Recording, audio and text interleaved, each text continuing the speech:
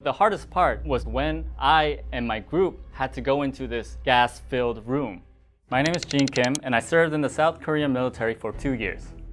The law requires every male to serve the military, and it is extremely hard to get out of it. If you purposely evade the military duty, you will get jail time. The service is mandatory mainly because our relationship with North Korea.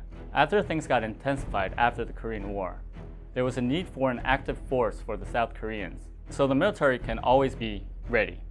I served the Korean military between the years of 2009 and 2011. Before the military, I was living in New York. I decided to go because I had to get it over with it at some point. At the time I did my military service, I hated it. I just hated every moment being in there, trapped in that isolated society, and I just waited for my time to pass. I haven't seen a single person who really wanted to be there, who was enthusiastic to be there.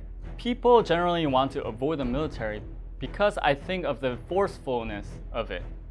Compared to the US, where the military is voluntary and you can pursue it as a career, in Korea, 2 years of service is mandatory and everyone is forced to do it. You're living your free life and then suddenly isolated from the rest of the society. You have no contact, you can't feel your cell phone addiction there, and you're basically sacrificing 2 years of your youth for the nation. So on the first day when you enter the military, as soon as you enter this training base, you meet these instructors that train you for 5 weeks on from there. They intentionally try to intimidate you, try to scare you in order to make you into a soldier. This 5 weeks of training was one of the most intense experiences I had. You're not even a private at this moment. You're a trainee. The training is very intense. You will be yelled at constantly. You don't have a voice there. You can only do what you are told to do and nothing else. You learn to move very fast. When you're ordered something, you have to run to get it. You have to run to do it. And if you hesitate, you get picked on for that. If you get around 5 minutes of rest, then you're happy with that. You relearn things that you thought you already knew.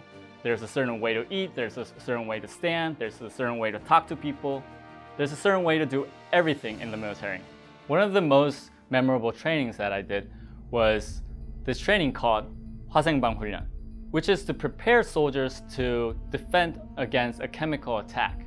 The hardest part was when I and my group had to go into this gas-filled room. And you enter the room with your gas mask on, and there's also an instructor there with the gas mask on. He eventually orders you to pull off the gas mask. And when you're exposed to this gas, it doesn't have long-term effects on you, but anywhere that's exposed would hurt like hell.